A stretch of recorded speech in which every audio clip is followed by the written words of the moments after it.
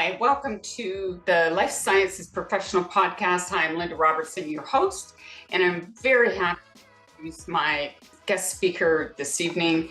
And Jennifer Turner has been in the dental hygiene, dental profession for quite some time.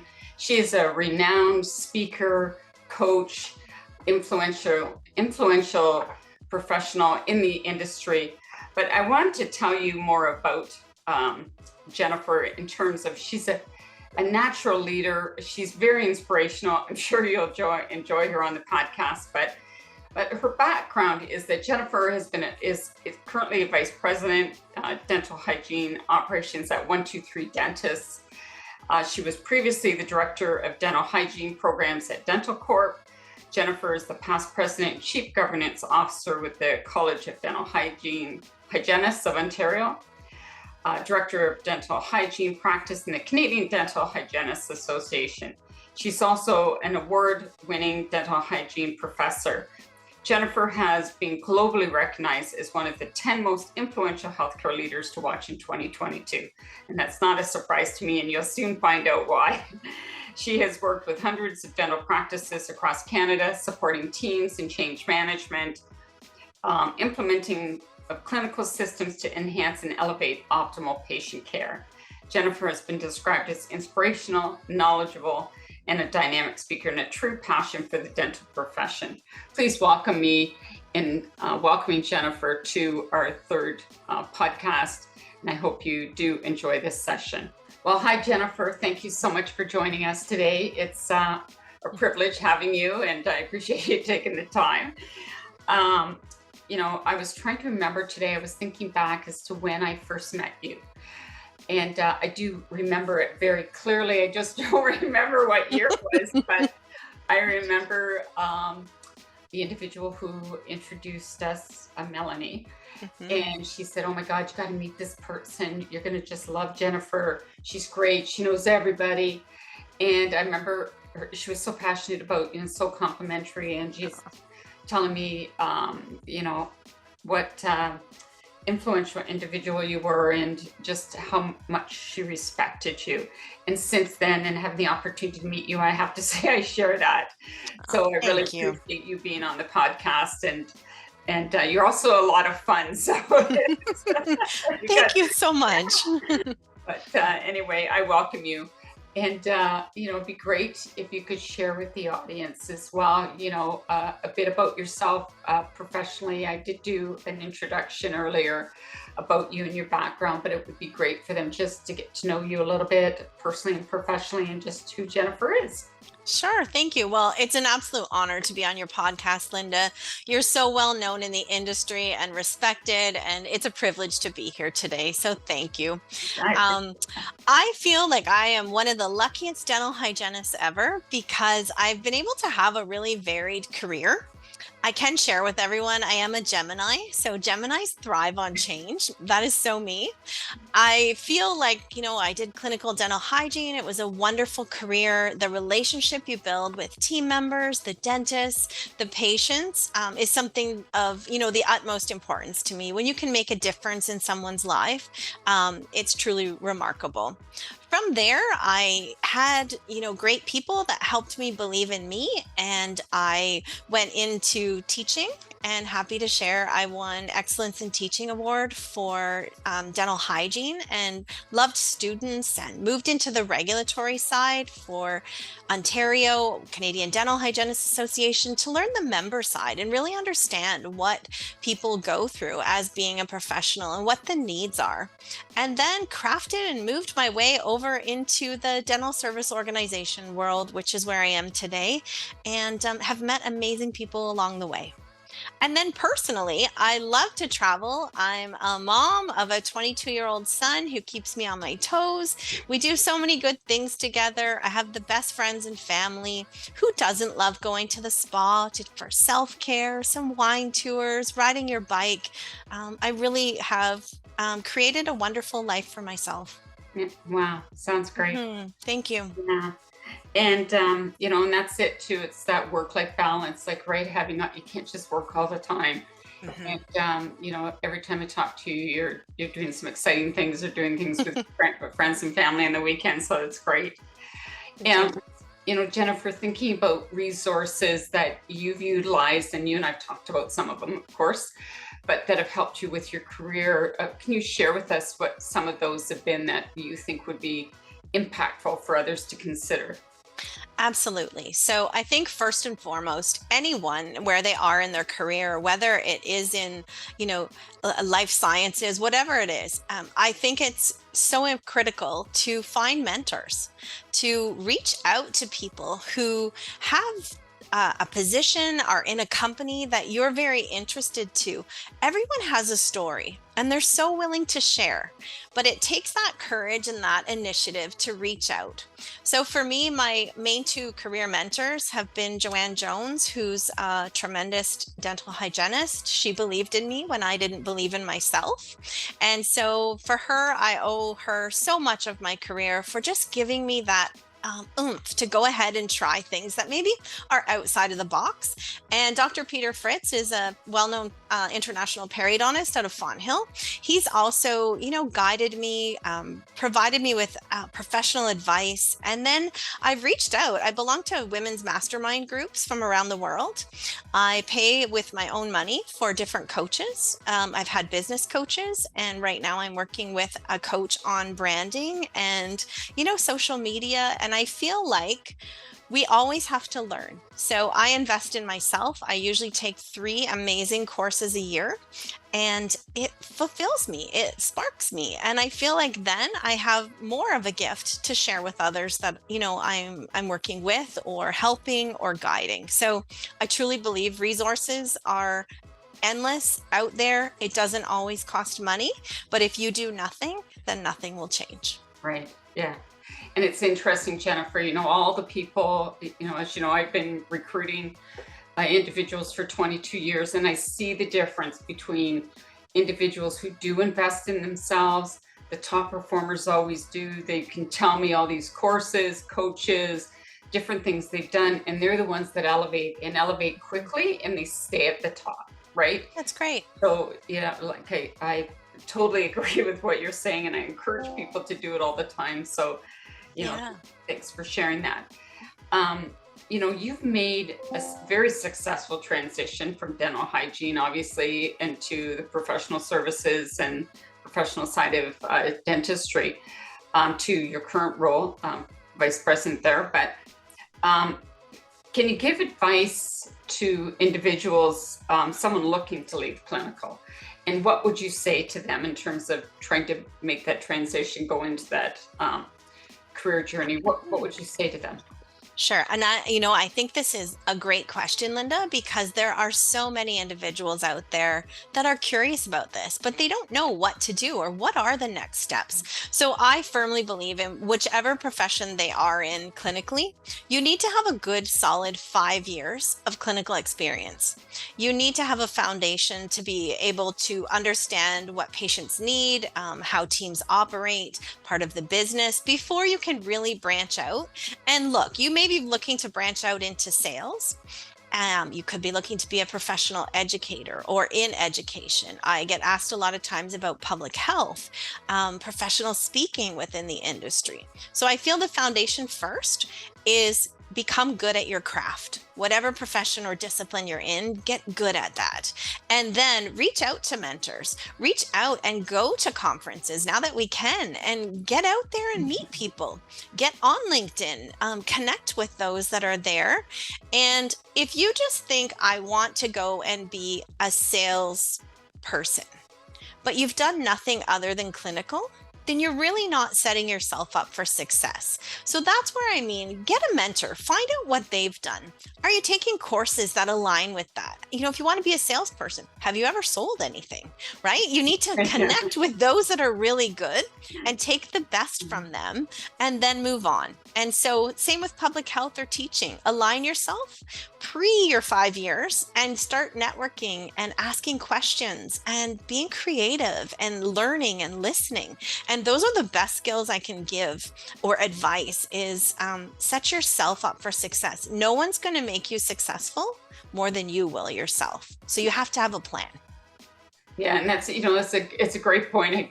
I have individuals reach out to me all the time if my son wants to get into sales, or individuals who reach out and say, they're a nurse or a dental hygienist or some clinical professional that wants to make the transition. And I'll ask them, what have they done? And they've done nothing. They don't even know what the role is. So, I coach them and make recommendations, Right. but it's excellent advice that you're giving. And the other thing I would add to that too is to have a plan. Yes. So, it's getting that mentorship and that guidance, but then is to also put together a plan and to follow that plan in terms of, what am I going to do? In terms, who am I going to reach out to? What jobs am I going to apply for? And be very organized and being persistent to execute to get that role, right? Yeah. I totally agree. I often say to many individuals that reach out, your career and your dream is similar to a GPS. We put in the GPS where we want to go, step by step, what we're looking for. And so if you don't have that GPS of your dreams, they could be dreams like reach for the stars. Yeah. But if you don't have a plan to get there, to execute, to cross off, steps 1 through 10, then you're probably not going to achieve that that dream or goal in the best fashion that you could if you organized yourself. That's right. I love that analogy, Jennifer. That's excellent. Thank you. I can steal that. Yeah, so I find, when you're just raw and real and stay true to yourself, then it's really easy to help others. And hopefully people aren't judging, hair, makeup, what are you wearing? It's the messaging and it's sharing, and it's just, it's such a great community of online. You can learn, you can listen, you can you don't have to, you can be, an observer. But even when I'm an observer on other people's, I always learn something. And so that's the gift of social media. And I think, I think there's people who abuse social media, who maybe spend way too long on it every day. But if you can take one gem away from a post or an idea, then that's fantastic. Yeah, I agree. And you know what? I love social media because I learn so much from it. And like you said, it's that community, but it also, it can bring information it would have taken so long to get otherwise, right? I agree. Different perspectives, and you make new connections you wouldn't have otherwise made, I think.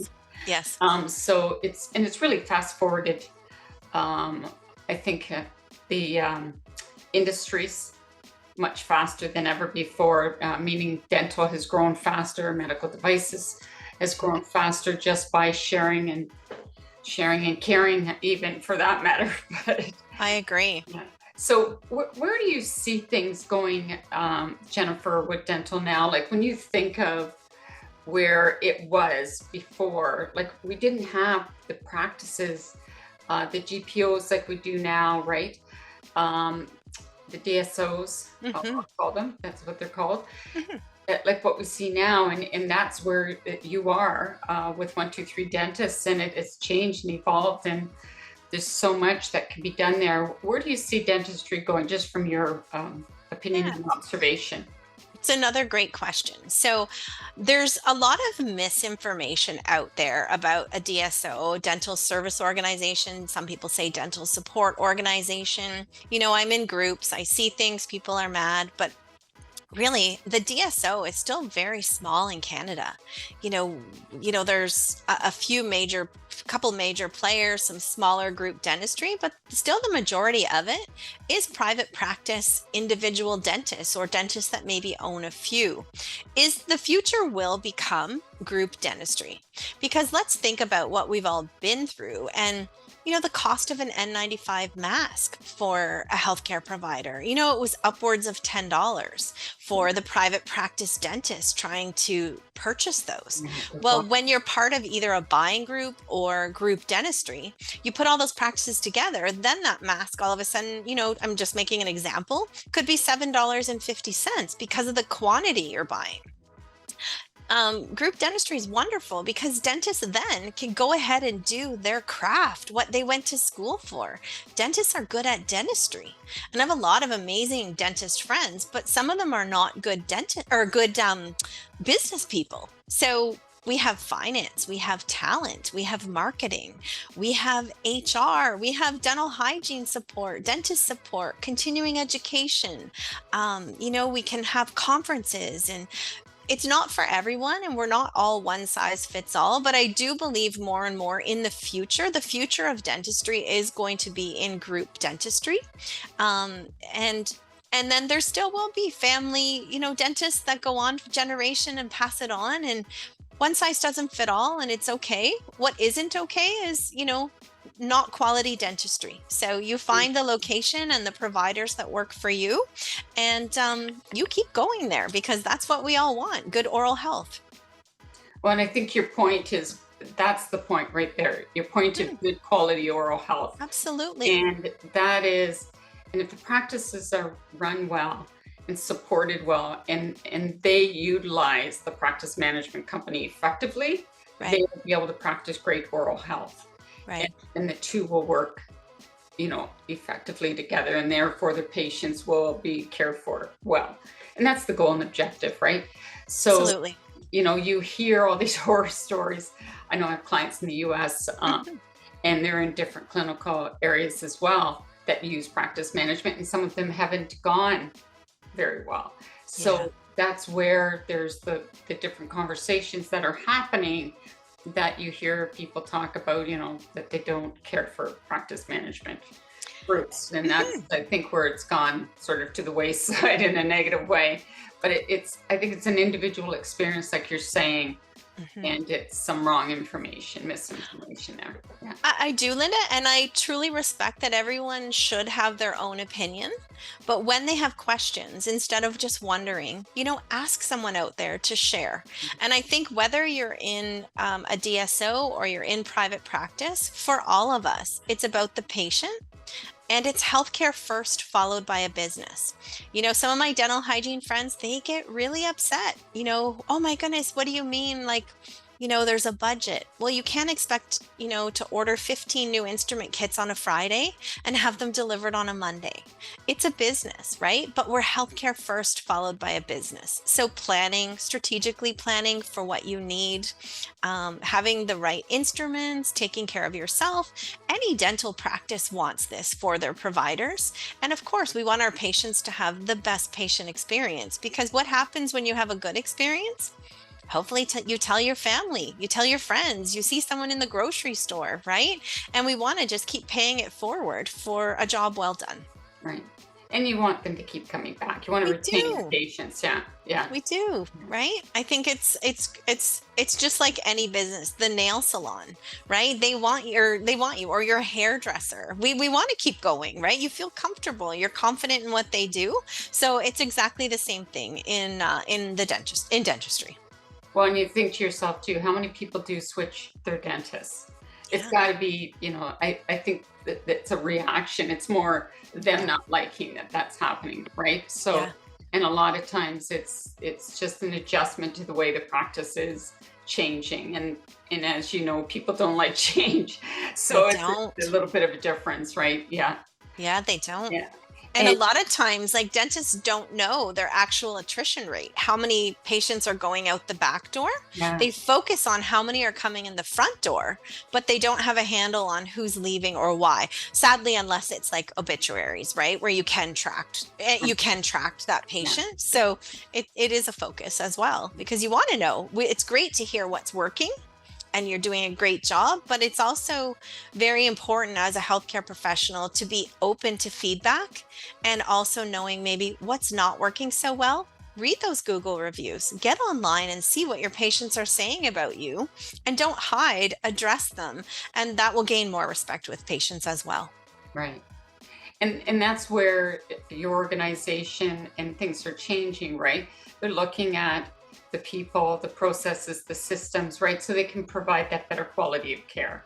Yeah. Yeah. It in any business, it starts and it ends with the people. Yeah. Right? Your people have to be happy. We're not going to be happy every single day because we're human beings, but we definitely need to drive up to work and feel like, okay, I got this today. Yeah, sure, you might be tired, it might be raining, but the team that you're with, and I think self-reflecting on what part you play in that team is crucial to your own happiness, regardless of where you work. Right. And I do think, we spend the majority of our time at work. We And, do. I think a lot of people really need to think about if they're not happy. And I say this to candidates, sometimes they'll call and they'll be talking about, switching jobs and complaining about where they are, but not really sure about where they want to go. But I do say to them, you need to think about happiness at work because it impacts all areas of your life personally, right? Mhm. How you feel about yourself, but pretty soon it'll start to show up in your performance at work. So I if you're agree. not happy there, you need to really think about that. What is it about what you're currently doing? Mhm. And if you're not happy, let's think about the next steps. So, coaching them around that because there's nothing worse than hating where you're going to work, Mhm. right? And Mhm. especially if you were in a clinical setting where you're providing care to a patient, Yes. that's not great. And, Yes. and speaking of which, are you finding like you are a manager of a clinical team? How are you finding it as far as being able to staff your staff retention, being able to hire? I know I hear a lot. I get called frequently actually about being able to help hire dentists and, Yes. and hygienists and dental assistants, as well as nurses and everybody else. But how's that for your organization and your members? So I think like anywhere in the world, it seems the job market has taken a turn. There's more jobs available than ever before. We could go out and get just about any kind of job we want right now. 123 our CEO is an amazing human being, Dr. Shivji. He's all about people first, and we really try and foster a people first culture. It starts and ends with our team members being happy. When they're happy, it then helps our patients to get a good experience. And so, I can't sit here and say, oh, we have no openings. Of course we do. There's maternity leaves. There's people moving provinces. There's people who are, leaving the healthcare profession. We've seen it with nurses, dental assistants, dentists, Yeah. different things. So it's getting in a much better place than it was. But of course, like anyone, we're always looking for great people. So even if we don't have a spot and we found the right person with amazing customer service skills, we can help teach some of the other skills. Obviously, not a dental hygienist or a dentist, but from the admin side and whatnot, a dental assistant, level one. Uh, being an assistant to the chair side assistant, there's different things that can be done to help fill those gaps so that the load on the team inside the practice isn't such a burden. Right. Yeah. Yeah. And so what's next for you, Jennifer? What's up and coming? What do you see? So the future is bright. I believe it's all what you make it. I have a couple things up my sleeve that I love. I want to get back into the arena of professionally speaking again. I've been writing more articles. I love podcasts. I am super excited about the future of 123. We're growing tremendously. There's so much opportunity, and you have to keep a positive attitude. Like you mentioned, change can be difficult, but I also feel people can thrive on change, and we create our path and we create our own happiness. So every day we have to find the good, keep looking for mentors, get out there and network. Anyone I think who's in any sort of business, healthcare, anything, should be on LinkedIn. There's so many amazing people around the world that can share their story, or you could give them a gift of something that So I just say keep going forward. Yeah. Yeah. Well, I agree, and I appreciate that. That's exactly how I feel too. And especially now, we can get out, we can meet with people, we can go to conferences I again, right? The know. demo conferences are on, and all of that. The face-to-face meetings. We still Yeah, want to be a bit cautious. Don't want to go a little crazy, but definitely it's nice to be, customer facing and stuff again, right? But it sure is. Yeah, and speaking. So I'll look forward to seeing when you're going to be doing that. But I do Great. appreciate your time, Jennifer. I know everybody else that'll watch the podcast will find value in the things that you Thank you. shared with us today. So that's awesome. That's And awesome. thanks so Thank much. you. Yeah. Thank you very much. I really appreciate it, Linda. Oh, It's you're great. welcome. Yeah, thanks so much. You're welcome.